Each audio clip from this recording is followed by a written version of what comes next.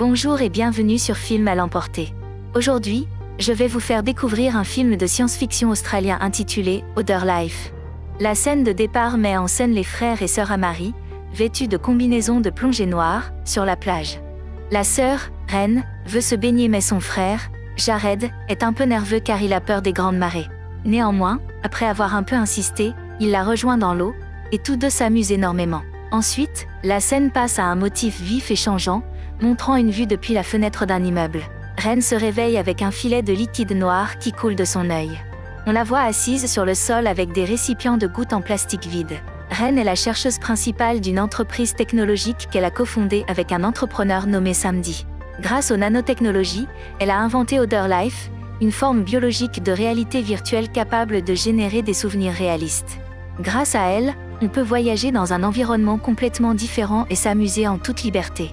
Pour l'instant, le produit n'est pas encore disponible sur le marché et Ren le teste sur elle-même. Elle est généralement supervisée par son collègue, Byron Finbar. Cependant, à l'insu des autres, elle teste aussi secrètement le produit sur son frère dans le coma. Ici, il est révélé que Jared s'est accidentellement noyé alors qu'il était allé nager. Ren a réussi à le sauver, mais à ce moment-là, son cerveau avait subi d'importants dommages. Depuis ce jour, elle se reproche l'état de son frère. Dans la scène suivante, Ren est assise avec une équipe d'administration des médicaments, et l'un des enquêteurs remarque ses excellents résultats scolaires, qui ont cessé il y a 4 ans. Ren prétend que cela a été causé par un accident où son frère a failli se noyer. Le comité considère que Other Life est une technologie difficile à qualifier, mais Ren la décrit comme une forme de logiciel biologique, plutôt que comme un médicament. Elle explique qu'elle permet de programmer de nouvelles expériences qui sont chimiquement indiscernables de la réalité.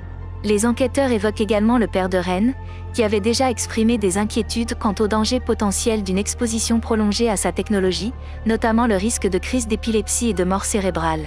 Ren reconnaît qu'il y a des risques car l'abus de toute substance, qu'il s'agisse d'une simple pomme, peut être dangereux. Plus tard, Ren expérimente une séance de snowboard dans laquelle elle grimpe sur une montagne enneigée et en redescend.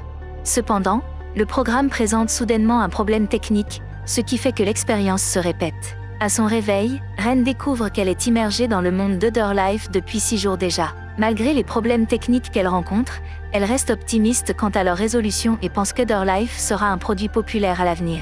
De son côté, l'entrepreneur Sam présente le concept d'Other Life à des investisseurs, leur assurant que le produit peut être commercialisé comme une expérience quasi instantanée qui peut durer plusieurs jours. Après la réunion, Sam et Ren ont un désaccord sur l'orientation future de l'entreprise. Ren doit faire face à de nombreux problèmes, et au milieu de tout cela, sa relation amoureuse avec un collègue nommé Danny souffre de son manque de temps. Plus tard dans la nuit, Ren et Byron réussissent à identifier l'erreur dans le code et à tester la version révisée sans autre problème. Il apparaît qu'elle a effectué 482 tests, chacun d'entre eux correspondant à environ 20 jours dans Other Life. Quelques jours plus tard, Ren retourne à l'hôpital pour tester une nouvelle fois l'Other Life sur son frère, et cette fois, son œil s'agite, ce qui lui donne une lueur d'espoir. Malheureusement, lorsqu'elle en fait part au médecin, celui-ci lui répond que c'est un phénomène courant chez les patients comateux. Le lendemain, Ren rend visite à son père, qui est professeur dans un collège. Ils discutent d'Other Life et de sa capacité à aider Jared à sortir du coma. Ren est convaincu que les problèmes de la technologie ne sont que le résultat d'un mauvais code, mais son père n'est pas d'accord. Il affirme que les troubles mentaux tels que l'anxiété et la dépression sont également un type de mauvais code. Ren s'énerve contre son père, estimant qu'il a abandonné son frère, et le met en garde contre le fait de débrancher Jared sans son consentement.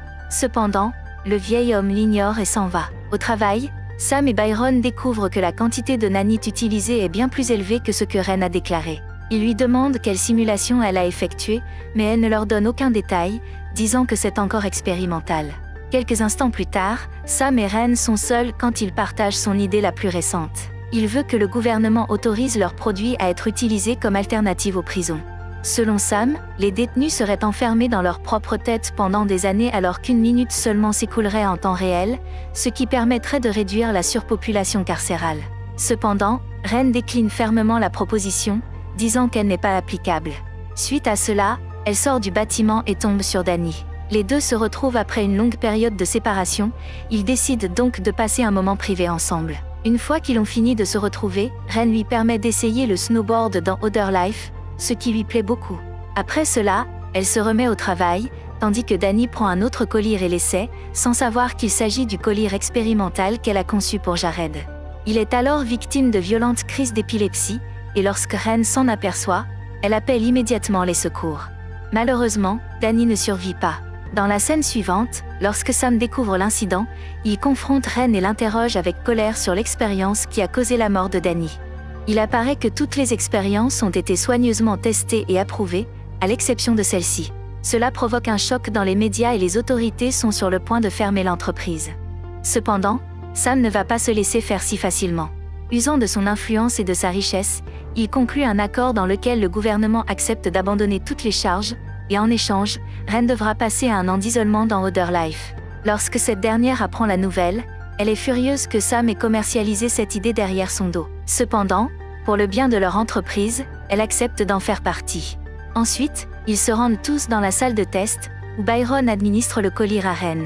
L'instant d'après, elle se retrouve dans une petite pièce où se trouvent les produits de première nécessité, notamment des bouteilles d'eau, des conserves de thon, un tapis de sol, une tablette, un stylo et des toilettes. Ren commence à passer son temps à s'entraîner, à manger et à prendre des notes sur sa tablette. La pièce dans laquelle elle est confinée dispose également d'un écran affichant le nombre de jours qu'elle y a passé. Les premiers jours, Ren est déprimée, car elle se souvient de Dani et de son frère dans le passé. Mais chaque jour qui passe lui donne l'espoir qu'elle peut encore ramener son frère en utilisant des codes. Finalement, une année s'écoule et Ren s'attend à retourner dans le monde réel. Cependant, elle s'effondre lorsque le compteur d'enfermement est remis à 001 sans qu'elle soit libérée. C'est alors que Ren se rend compte que le code de sortie a échoué, ce qui la fait paniquer. De rage, elle hurle et casse des objets autour d'elle. Peu de temps après, elle découvre un trou dans la trappe, qu'elle déloge pour pouvoir sortir. En sortant de la pièce de confinement, Ren tombe sur une zone de stockage contenant de la nourriture et de l'eau, ainsi que sur une salle de surveillance d'où elle était observée. Elle réalise alors qu'elle a été emprisonnée dans une cellule du monde réel pendant tout ce temps. À ce moment-là, un garde se précipite vers elle, mais Ren ne veut plus rester enfermée. Elle vole donc un véhicule et s'enfuit de la zone. Dehors, Ren remarque une route très fréquentée avec des publicités d'Other Life partout. Alarmée, elle se rend sur son lieu de travail, pour découvrir qu'il est vide. Elle se rend alors au poste de police, où l'agent lui révèle de manière choquante que Ren a été enregistrée comme vivant en Italie depuis un an. En entendant cela, elle tente d'expliquer qu'elle est la cofondatrice d'Other Life et qu'elle a été retenue captive dans une cellule pendant l'année écoulée. Cependant, lorsqu'ils vont enquêter sur la cellule, elle a déjà disparu. La police a donc des doutes sur son histoire et lui demande simplement de rentrer chez elle. Se sentant perdue et ne sachant pas à qui faire confiance, Ren se rend dans l'appartement où elle vivait auparavant, mais elle y trouve quelqu'un d'autre qui y réside. Peu de temps après, Sam se présente et propose de l'emmener dans un endroit sûr, mais Ren, qui ne le croit plus, s'enfuit de là. Elle cherche alors refuge auprès de sa collègue de confiance, Cass, qui la laisse entrer et lui fournit de la nourriture. Au bout d'un moment, Cass révèle que tout le monde pensait que Ren avait encaissé son argent et était parti en Italie. C'était apparemment une rumeur que le rusé Sam avait répandue, pour ne pas éveiller les soupçons. À ce stade, Ren a du mal à comprendre tout ce qui l'entoure, mais Cass lui donne enfin de bonnes nouvelles. Elle lui révèle que Dani est en fait vivant, il n'a jamais été mort puisque les médecins ont réussi à le réanimer une semaine après l'emprisonnement de Ren. Cette nuit-là, le couple est enfin réuni et ils se promettent de ne plus jamais se quitter. Plus tard, le trio se rend dans un restaurant où ils discutent des événements de l'année écoulée. Ren découvre que Other Life est devenu un grand succès et qu'il est actuellement utilisé à des fins diverses, notamment pour des enfermements de longue durée. Elle décide alors de faire toute la lumière sur ce qui s'est passé et Dani lui suggère d'aller voir les médias et de dénoncer Samedi. Cependant, Ren répond qu'elle n'a aucune preuve contre lui. Dans la scène suivante, en utilisant la carte d'identité de Cass, Ren et Dani se faufilent dans le bâtiment d'Other Life et commencent à chercher ses anciennes données. À l'intérieur, ils tombent sur Byron, qui se révèle être l'un des conspirateurs à l'origine du scandale. Dani le retient immédiatement, permettant à Ren de chercher les données. Peu après, elle parvient à localiser le disque dur, mais à ce moment-là, Byron a déjà alerté la sécurité. Le couple parvient à s'enfuir, puis monte dans une voiture. En chemin, Ren révèle qu'ils auront besoin d'une imprimante pour préparer le produit chimique, mais comme tous les bureaux d'Other Life de la ville sont en état d'alerte, ils ne peuvent pas s'y rendre. Soudain, elle se souvient qu'elle en avait gardé une dans la maison de son père, dans les bois, et le couple s'y rend rapidement. À leur arrivée, ils trouvent la maison vide et Ren se met au travail. Elle passe toute la nuit à essayer de préparer le produit chimique et s'endort en cours de route. Le lendemain, le père de Ren rentre à la maison et elle lui confie tout. Cette fois, le vieil homme est prêt à soutenir sa mission. Maintenant, avec une motivation renouvelée, Ren se remet au travail, et il ne lui faut pas beaucoup de temps pour créer un nouveau prototype plus avancé d'Otherlife. Sans perdre de temps, elle se rend à l'hôpital et l'administre à son frère. Étonnamment, le produit fonctionne et Jared se réveille, ce qui rend Ren très heureuse. Cependant, sa joie est de courte durée car le pauvre homme commence soudainement à avoir des crises d'épilepsie. Lorsque la situation s'aggrave, Ren, désemparée, tire la prise, laissant enfin son frère mourir en paix. Alors que le drame semble terminé, Ren commence à avoir des souvenirs fragmentés de la salle d'examen, avec des gens qui crient et Byron qui la presse de se réveiller.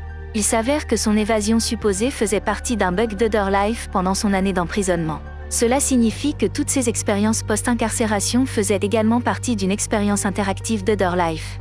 Maintenant, Ren se retrouve seule sur la plage, et elle marche dans l'eau, laissant les vagues l'envahir. L'eau se transforme en images kaléidoscopiques, et elle se réveille soudainement dans la salle d'examen.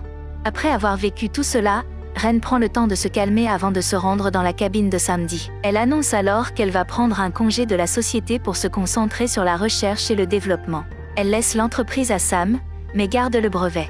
Plus tard, après que Ren ait assisté aux funérailles de Danny, elle reçoit soudain un appel de Sam, lui demandant de venir à la salle d'essai pour voir quelque chose d'important.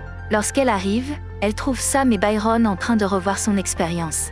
L'entrepreneur rusé pointe du doigt une section de son scanner cérébral qui correspond à son expérience interactive.